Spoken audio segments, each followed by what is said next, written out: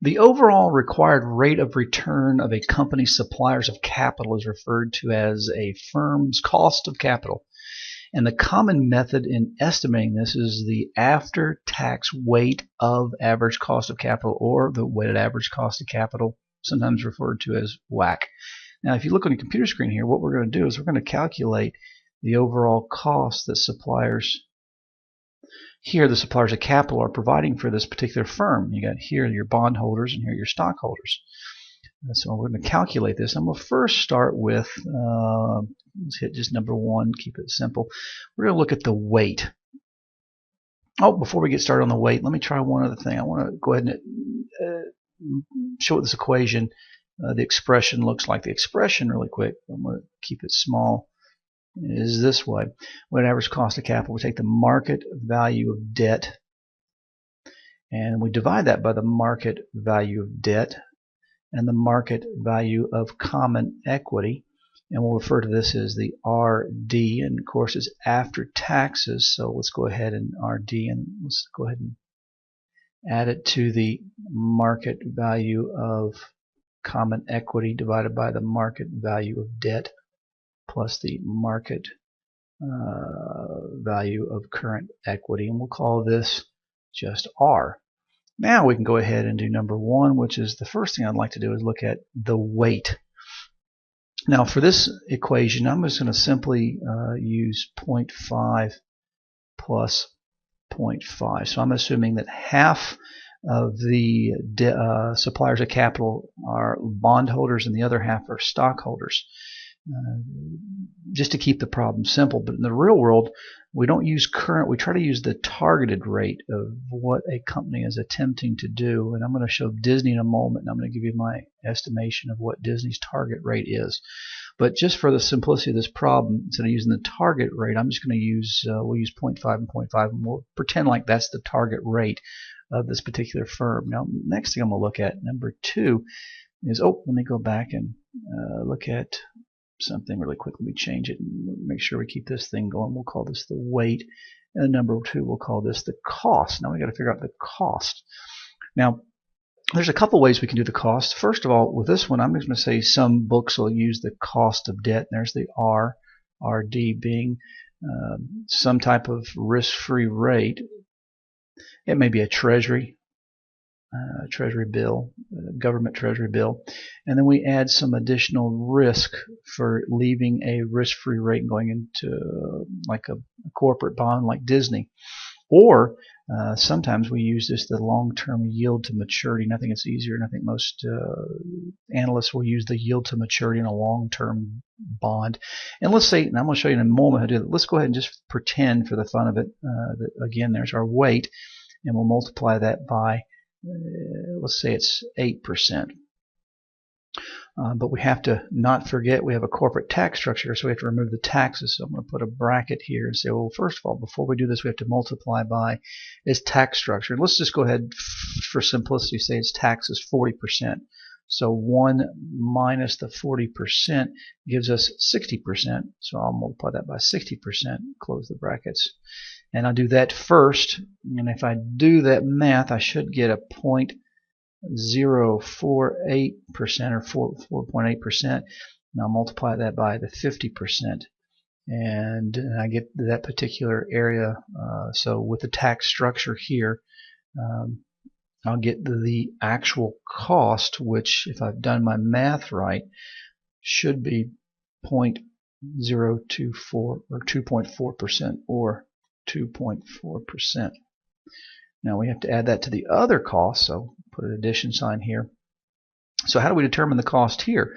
Well, we usually use the capital asset pricing model, which again starts with the risk-free rate, and then we go ahead and multiply that by the risk to get in the market minus the risk-free rate, and we multiply it by beta, and usually the beta is a slope of what your particular industry or company does via maybe the S&P 500. And let's just keep it simple, say it's 10%. It's going to be higher than debt because it requires a higher risk, therefore a higher reward to buy the company. And again, it was 0.5, so if I multiply 0.5 by 0.10, I get 0.05. So you can see if I add these two together, 0.05 or 5% plus this one, and this one gives me 7.4%, and that would be the weighted average cost of capital. Now, go ahead and get me a different color here. Let's try blue, darker blue. One thing to consider is, what if there's preferred stock? A company could have preferred stock. If there is preferred stock, that would be included in. We mustn't forget that is part of the capital structure. Now, I'm going to go ahead and calculate one of these for a real firm really quick, and I've already got it set up. So if I click on Morningstar, as of today, the most recent March of 2013, this is the capital structure of Disney. So you can see that 28.7% or $16.9 billion is in debt. The other 71.3% or $42.1 billion is in equity. And if I multiply the debt and equity together, I get the assets, or how much the company's worth. And you can go back here and see its long-term structure here, here, and here, and here, and it changes down here. So it's December 2012. It was 37%, so it looks like their debt has been declining and equity's been going up. I go back to March 2010. It actually was about 26% in 73. So my guess is that Disney's attempting the 25-75 mark. Like I said before, we like to use a target and not what the current is. I also mentioned that instead of trying to determine what the cost of here the debt is, sometimes we can use a long-term yield to maturity. So if I pull this down and pull this across, again, I'm on Morningstar.com. I can come right here, and I'm probably going to go ahead and use Disney's 30-year bond, which is at 4.4%. So it's a pretty low cost of issuing debt right now. Of course, the risk-free rates and the government yields right now is quite low as well. Now I'm going to go ahead, and I've already done this for us, so I'm going to minimize this screen. You go back to this screen here, and I'm going to pull up an Excel spreadsheet that I created and pull to the top here, and you can see that I went ahead and put the cost of capital, and I just made it a whole number. It was 71.3%, so I made it $730, and it was 28.7%, so I made it $287. So they add together as being the 1,000 or 1. And here's the percent here, and the percent does nothing more than changes pi, and this pi looks very similar to the one on Morningstar. If I come back here to Morningstar, you can see, pull this back up, that my pie chart should look very similar to their pie chart, except I think I got it flipped. Now let me pull back that Excel spreadsheet. Yep, I got it flipped. So we can see that that 71.3 is equity and 28.7 is debt. Now I also have on this Excel spreadsheet if you had any preferred cost right here. In this case we have none, so I went ahead and put here the 4.4% for the yield to maturity that we saw, and I got a 35% tax rate. We're using not the effective but the marginal tax rate. So I'm just putting this 30. I didn't look it up, but most large firms are 35%, so I'm going to use the 35%. Then I'm going to pull down here, and I use the risk-free rate of about 2%. It's probably a little lower than that now, but I'm going to put 2%. The equity risk premium generally is in the 5 range. I'm going to assume probably 5.4. I just left it at about 4.7. And then I'm going to go over here to its beta. I looked at its beta up. It's about 1.05. Therefore, it gives me the cost of equity. This right here, this calculation right here is what we did right here. Pull that Excel spreadsheet back up, and this calculation right here, I'm sorry, that calculation is circled is this one right here. As you can see, if I click on this formula here, what I'm doing here is I'm multiplying the weight times the cost here, the 1 minus tax. That was the cost, 1 minus tax.